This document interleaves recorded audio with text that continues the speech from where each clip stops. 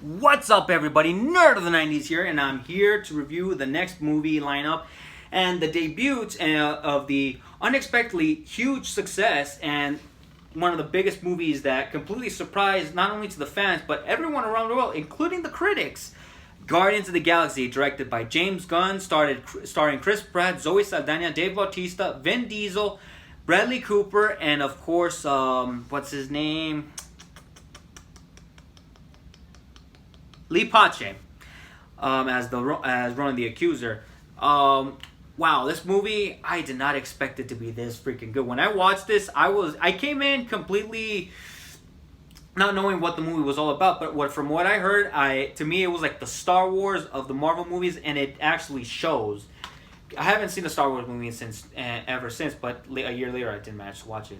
Yes, I was actually one of those 1%ers who hasn't seen Star Wars, but at least, hey, I saw it and experienced it, and to me Star Wars is absolutely fucking fantastic. Excuse my French. Excuse my language. Anyways, guys, let's start off first with the story itself.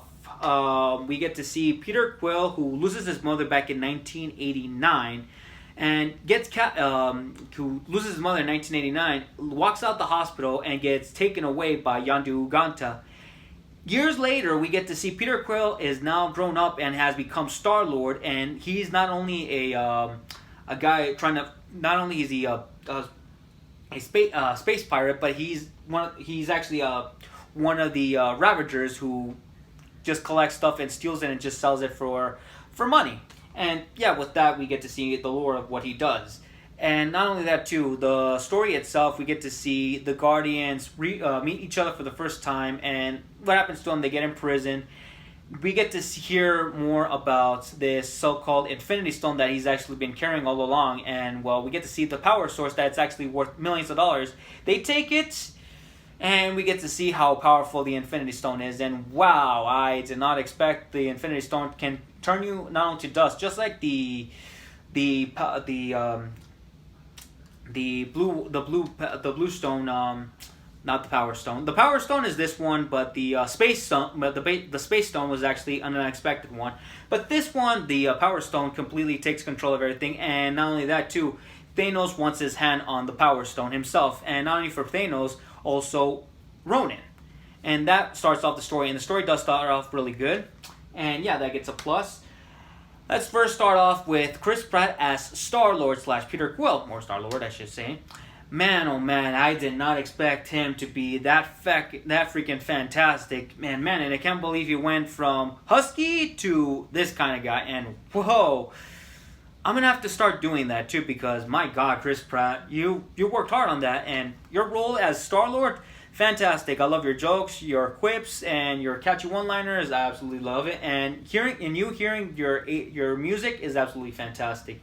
And yeah, that gets a plus. Zoe Saldana, and for Zoe Saldana as Gamora, she's actually fantastic. I actually liked her role as the daughter of Thanos. Even though she finds a way in order to get this Power Stone, in order to get her hands on it, to not only to destroy her father, but to at least get her hands on it too.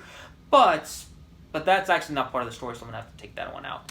Anyways, Zoe Saldana as Gamora is absolutely fantastic, and yeah, she completely nails it out. And that gets a plus. As for Rocket Raccoon, Groot, Bradley Cooper as Rocket Raccoon, and Vin Diesel as I Am Groot. I love them. They remind me of Chewbacca. Rocket Raccoon reminds me of Han Solo, and Groot as Chewbacca. And yeah, it shows, even though Rocket Raccoon just can't get along well with anybody, not even with Drax, Peter Quill, or even Gamora. And Bradley Cooper as the snarky raccoon who talks a lot of smack, and Groot, who is the heart of the team. I love them. They're absolutely great. And here's the next member that I do want to talk about the most, Drax, and a +1 on that one for Rocket Raccoon and Groot. Drax the Destroyer, played by Dave Bautista. People didn't like him. I actually enjoyed him. Yes, he does start off with very, very dull, but then later on, when he starts to get the jokes later on, he absolutely becomes very likable. And yeah, what a way to start off your film career. Well, not a way to start off your film career. You've been doing it for quite a while, but right here, this is when Dave Bautista hit the limits to become not only a fantastic actor, but he just went from above and beyond, from a WWE wrestler to an to a supporting actor to a leading actor, going up all the way. And yeah, he's been doing a few roles in future movies, and I gotta say, him being Drax the Destroyer is fantastic, and that gets a plus. As for Ronan the Accuser and Nebula, his right hand cadet, or should I say right hand woman, I didn't actually like Ronan at first, but then later on, after seeing this movie many times, Ronan is also Thanos' lackey, and he actually works for him, and he's the one guy who pretty much executes people who don't actually follow Thanos' orders, and then with that, he does that. And Thanos wants his hands dirty and get the Power Stone, and sends Ronan to get it to him. And then with that, we get to see Ronan's motivation, that he's sick and tired of being Thanos' bitch, and grabs the Power Stone for himself, puts it in his hammer, and wants to kick the shit out of Thanos, especially with that Power Stone, and Thanos just disappears. And I actually liked Lee Pache as Ronan the Accuser. He grew on me. He did felt dull, but then later on he grew on me because he was sick and tired of being Thanos' lackey, and it shows in the movie before Thanos was telling him, "You better succeed or I will bathe you with your own blood," and that's what motivated Ronan to at least get revenge back on Thanos. But his attack was not his early attack, but we get to see him attack Xandar after that later. But anyways, we'll get to that soon.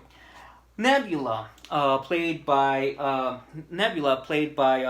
Gillan, is absolutely fantastic, and she does a fantastic job becoming Ronan's right hand woman, or should I say a cadet. Also fantastic job. That gets a plus for both the villain. He managed to get a plus because he grew on me, and yeah. And same thing with Nebula. But Nebula, to me, was a supporting cast member, as of the supporting caster. Darian Day, played by John C. Reilly. I liked him. He was really cool, even though his role was a bit short, but I liked him. Yondu Uganta, played by Michael Rooker. My boy, Michael Rooker, man. I love you, man. You did a fantastic job becoming Yondu Uganta, and I actually liked you as Yondu Uganta. And yes, it's absolutely cool. And as for Glenn Close portraying Orani Rio, should I say Madame Nova or Lady Nova? I think I got you right.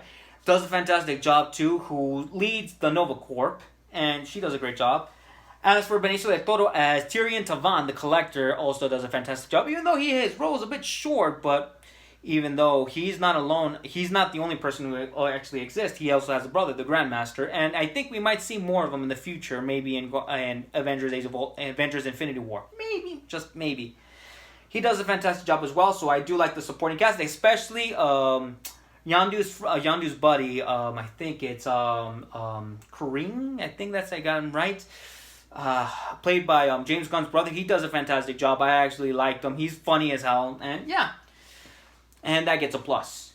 As for the action sequences, they're really good. Even though it's a bit short, but they're right action sequences. And I actually like the climactic battle between Star-Lord and the help of Nova Corp and even the Ravagers. The Ravagers and the supporting cast does also get a fantastic job. The Ravagers going against Ronan, but the Ronan army was absolutely fantastic. I do like the action sequences a lot more. And yeah, I did forgot to mention one character too. That's his name, Karath. For the villain side, he does a fantastic job, made by Jaimin Hanuso, which also does a fantastic job. Also, the real highlight of the movie, the soundtracks, especially the beginning sequence of the movie, where Star-Lord just comes in and goes after that ball he's after, which is the Infinity Stone. I don't want to get copyright claims, so yeah, the soundtrack with the 80s music and all that stuff is absolutely fantastic. I absolutely love the soundtrack there in the beginning of the movie, and especially throughout the film. I love it. And yeah, good taste of music, James Gunn and everybody and all the writers and people who did this. Thank you. As for the CGI, and now to end it all, the CGI and worth watching. The CGI looks freaking gorgeous, and the galaxy itself, wow. Wow. I would love to live at Nowhere, and also where I forgot the name of it, Xandar. I would love to live there, but it sucks that it doesn't exist, even though it could be light years away. But we haven't fully advanced ourselves in technology. Come on, what's taking so long on that one? But it could cost billions or even trillions of dollars. I absolutely love this movie, and to me, this movie with everything, with no negative at this movie at all, I absolutely want to give Guardians of the Galaxy a 10 out of 10. And to me, this is right behind Avengers to be one of my favorite MCU movies of all time. And my God, the soundtrack, the CGI, the roles of Star-Lord, Gamora, Drax, Rocket Raccoon, Groot, Ronan the Accuser, who now, and later on grew on me, Yondu, and the Ravagers, everybody, just wow, absolutely amazing. And I gotta say, it's to me a fun ride. And it's a must watch because to me, if you guys are huge Star Wars fans, this is a must watch and a must own. And I loved it. And James Gunn does a fantastic job. And yeah, later on he does make a sequel for this, and I look forward to watching it. And yeah, I gotta give that. Well, anyways, guys, well, it's already been 11 minutes that I recorded this. I gotta do a lot of editing on this one. Well, anyways, guys, that's the end of it. That's kind of almost end of Phase 2, but to me, the end of Phase 2 is Age of Ultron, Avengers Age of Ultron, and it's definitely one of my friends from work's favorite movie of all time. Sorry, dude, I want to torture you on the upcoming review soon as possible. Well, anyways, Nerd of the 90s out, 10 out of 10, but the Yes Seal of Hulu, best movie I've ever seen in my entire life, then wow, a must own. A must own. See you guys next time.